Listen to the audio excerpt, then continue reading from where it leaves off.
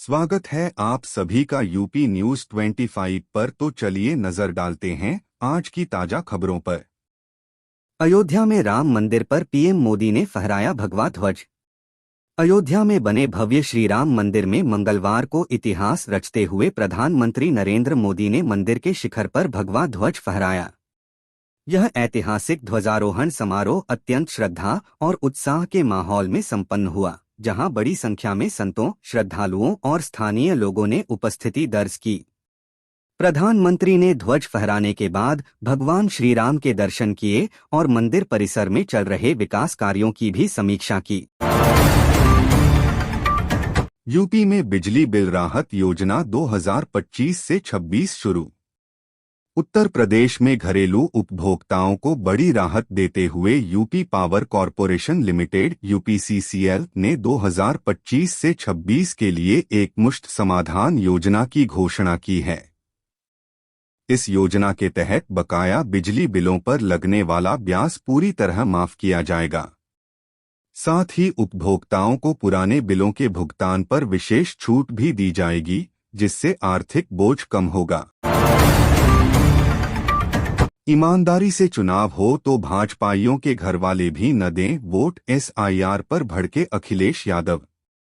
Samajwadi party के राष्ट्रीय अध्यक्ष अखिलेश यादव ने उत्तर प्रदेश में चल रहे मतदाता सूची के विशेष गहन पुनरीक्षण सर कार्य में लगे बीएलओ के साथ हो रहे कथित अमानवीय व्यवहार पर गंभीर आपत्ति जताई है। उन्होंने आरोप लगाया कि बीएलओ को इम्प्रैक्टिकल टारगेट देकर उन पर मानसिक दबाव बनाया जा रहा है, जो घोर आपत्तिजनक है। अखिलेश यादव ने तीखा हमला बोलते हुए कहा, इन हालातों में अगर ईमानदारी से चुनाव हो जाएं तो भाजपाइयों के घरवाले तक भाजपा को वोट न दें। विकास दुबे गैंग का सफाया करने वालों को गैलेंट्री अवार्ड। कानपुर के बिकरू कांड में गैंगस्टर विकास दुबे के गैंग का सफाया करने वाले तत्कालीन आईजी मोहित अग्रवाल और उनकी टीम को गैलेंट्री अवार्ड देने की तैयारी है। इस संबंध में प्रस्ताव मुख्यालय भेजा गया है। घटना में शहीद हुए 2 सिपाहियों को मरणोपरांत सम्मान देने की प्रक्रिया भी चल रही है। मेरठ में हवाई फायरिंग से युवती की मौत। मेरठ के लिसड़ी गेट इलाके में शादी के जुलूस बारात के दौरान हुई हवाई फायरिंग में छत पर खड़ी 22 वर्षीय युवती अक्सा की गोली लगने से मौत हो गई।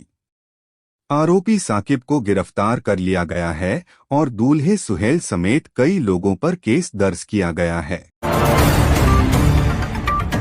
राम मंदिर ध्वजारोहण पर अखिलेश यादव का संकेत। अयोध्या में धर्मध्वजा फहराने और पीएम मोदी के आगमन के बीच सपा प्रमुख अखिलेश यादव ने सोशल मीडिया पर इटावा में निर्माणाधीन श्री केदारेश्वर महादेव मंदिर के पूर्ण होने पर अन्य मंदिरों के दर्शन का संकल्प पूरा करने का संकेत दिया। उन्होंने आस्था को सकारात्मकता और सद्भाव की ऊर्जा बताया। पति की कातिल मुस्कान ने बेटी का नाम रखा राधा, परिवार ने की डीएनए टेस्ट की मांग। मेरठ के चर्चित सौरभ हत्याकांड की आरोपी मुस्कान ने जेल से अस्पताल लाए जाने पर एक बेटी को जन्म दिया, जिसका नाम राधा रखा गया है। मुस्कान पर प्रेमी साहिल संग पति सौरभ की हत्या का आरोप है। सौरभ के परिजनों ने बच्चे के डीएनए टेस्ट की मांग की है। बहू के साथ मिलकर पिता ने बेटी के घर में चोरी, 50 लाख के गहने उड़ाए। बहराइच में 70 वर्षीय पिता ने अपनी बहू और उसके नाबालिग बेटे के साथ मिलकर अपनी बेटी के घर से 50 लाख रुपए के गहने चोरी कर लिए। बेटी को नशीला पदार्थ देकर लूट की गई। बहू को गिरफ्तार कर लिया गया है, जबकि पिता और नाबालिग बेटे की तलाश जारी है। बिजनौर में 10 दिन में 5 लड़कियां लापता, हिंदू संगठनों में आक्रोश। बिजनौर में 10 दिनों में 5 लड़कियों के लापता होने से चिंता और आक्रोश बढ़ गया है। 15 नवंबर को गायब हुई 2 छात्राएं अब तक नहीं मिली हैं। नाराज हिंदू संगठनों ने शिवसेना जिला अध्यक्ष की अगुवाई में पंचायत बुलाकर आंदोलन की चेतावनी दी है। बलिया में प्रेम विवाह पर खौफनाक सजा। बलिया में 17 नवंबर को मिली एक अज्ञात महिला के क्षतविक्षत शव की पहचान प्रीति यादव के रूप में हुई।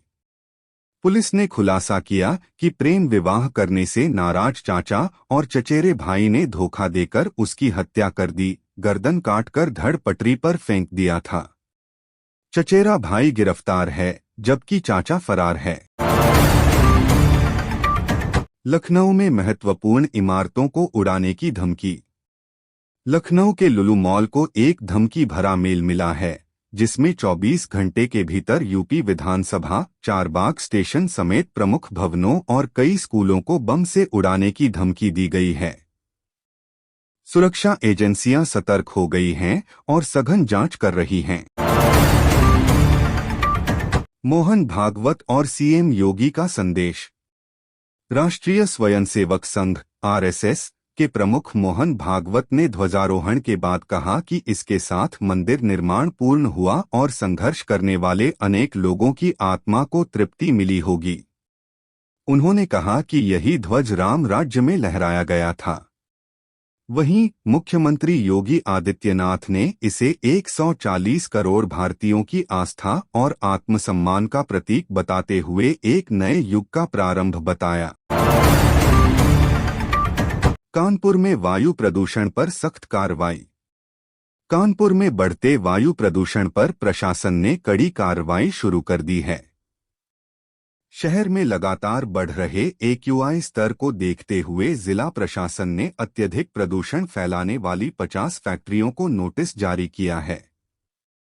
अधिकारियों ने स्पष्ट किया है कि पर्यावरण मानकों का उल्लंघन करने वाली किसी भी इकाई के खिलाफ सख्त कदम उठाए जाएंगे। लखनऊ में 70 नए आरोग्य मंदिर शुरू, स्वास्थ्य सुविधाओं को मिलेगा बढ़ावा। लखनऊ में स्वास्थ्य सेवाओं को और मजबूत करने की दिशा में बड़ा कदम उठाते हुए स्वास्थ्य मंत्री ने लखनऊ मंडल के 70 नए स्वास्थ्य उपकेंद्रों, जिन्हें आरोग्य मंदिर नाम दिया गया है, का उद्घाटन किया। इन केंद्रों के शुरू होने से ग्रामीण और शहरी दोनों क्षेत्रों में बुनियादी स्वास्थ्य सुविधाएं और अधिक सुलभ होंगी। स्वास्थ्य विभाग के मुताबिक इन आरोग्य मंदिरों में प्राथमिक उपचार, मातृ एवं शिशु स्वास्थ्य सेवाएं, टीकाकरण और सामान्य बीमारियों का उपचार उपलब्ध रहेगा। मंत्री ने कहा कि सरकार का उद्देश्य हर व्यक्ति तक समय पर और गुणवत्तापूर्ण स्वास्थ्य सेवा पहुंचाना है।